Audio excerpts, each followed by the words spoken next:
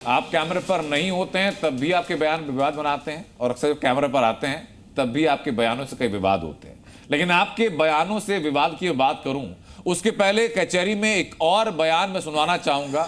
Samajwadi party के नेता हैं एसटी हसन, पूर्व सांसद भी रहे हैं, उनके एक बयान को लेकर कई सवाल भी उठाए जा रहे हैं। सबसे पहले वो बयान मैं सुनवाता हूं आपको। शराब से बहुत बड़ा रेवेन्यू मिलता है सरकार को, तो सरकार अपना इंटरेस्ट देख रही है लेकिन जनता का इंटरेस्ट नहीं देख रही। सरकार अपना फायदा तो देख रही है, राजस्व मिलता है, और धर्म नहीं देख रही यहाँ पर कि धर्म में कितनी खलल पड़ रही है। तो शराब, ये एसटी हसन का बयान आपने सुना। ये सरकार की हिमायत में बातें कर रहे हैं, धर्म की हिमायत में बातें कर रहे हैं सर, या तंज मार रहे हैं? अब ये तो उनकी सोच पहले से ही आपने देखा है कि हमेशा सनातन के खिलाफ उनका एक एजेंडा है, उनकी पार्टी का एजेंडा, उसी पे तंज तो मारी रहे हैं, साफ दिखाई दे रहा है। लेकिन ये जो भी कह रहे हैं वो ठीक नहीं है देश के लिए। देश के लिए ठीक नहीं। मुझे बताइए सर, सनातन की रक्षा की बात की जाती है, सनातन को सुरक्षित करने की बात की जाती है। सवाल इस काउंटर में आता है कि सनातन को खतरा किससे है, और सरकार को अपना पूरा सिस्टम क्यों लगाना पड़ रहा है एक धर्म को बचाने के लिए, उसकी सुरक्षा करने के लिए? देखिए, सनातन को खतरा इन्हीं लोगों से है जो तथाकथित सेकुलर लोग हैं। जो लोग, जो विपक्ष के लोग हैं, सनातन को खतरा किसी धर्म से नहीं है, क्योंकि भारत में मुश्किल से मैं समझता हूँ 0.001% मुस्लिम है, बाकी सारे हिंदू हैं, और वो भी इस बात को मानने को तैयार हैं। कई जगह दिवाली भी मनाते हैं, होली भी मनाते हैं। ये केवल जो विपक्ष के लीडर्स हैं जो इसके केवल मुस्लिमों को गुमराह करके राजनीति करते रहे हैं। आज देश के यशस्वी प्रधानमंत्री माननीय मोदी जी ने जो सबको साथ लेकर के बिना भेदभाव के काम किया है, उसके कारण इन चीज़ों से लोग उठ चुके हैं। लेकिन आपने कहा कि 0.001% मुसलमान हैं, ये तो आप कह रहे हैं। सरकार के जो आंकड़े हैं, बल्कि आपके प्रदेश सरकार के भी जो आंकड़े हैं, उसमें तो प्रतिशत अलग है। नहीं, वो आप ये भी समझते होंगे सभी जो मेरी बात को सुन रहे हैं जी, ज़्यादातर कन्वर्ट लोग हैं। हाँ, लेकिन वो इस्लाम अपना चुके हैं, तो मुसलमान हुए अपना चुके हैं। हाँ। लेकिन वो नेहरू लियाकत जो समझौता हुआ था, वो एक भले ही समझौता था। वो मन से उस समझौते को मानते कि हम यहाँ की मान्यता के अनुसार रहेंगे।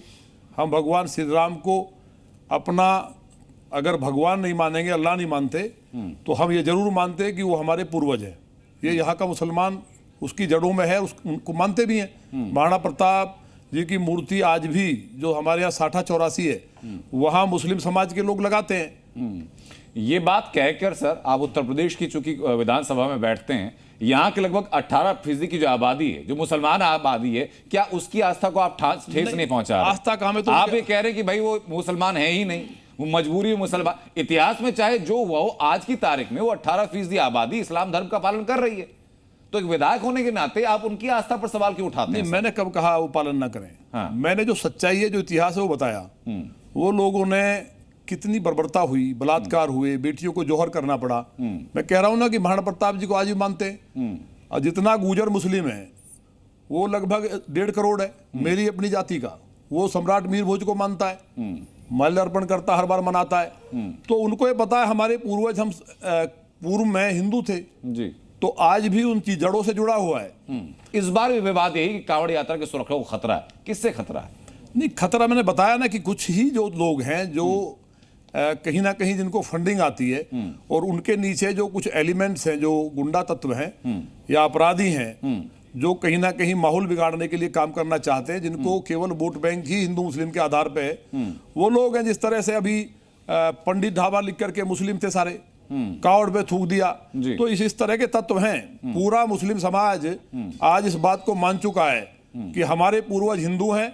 सारे होटल्स को बंद किया जा रहा है, तो उसमें जो मुस्लिम होटल है, सिर्फ मुस्लिम ढाबे, सिर्फ उनको बंद किया जा रहा है कि सभी को बंद किया जा रहा है? सर नहीं, जो मांसाहारी हैं, मुसलमानों के भी जो शाकाहारी हैं, उनको कोई बंद नहीं कर रहा है। वो मुसलमान हिंदू का कोई पक्षी नहीं है, क्योंकि कावड़ यात्रा जो लेके आया है, कुछ मुस्लिम भी लेके आए हैं पिछले दिनों। मैं कह रहा हूं ना कि परिवर्तन है आने वाले समय में।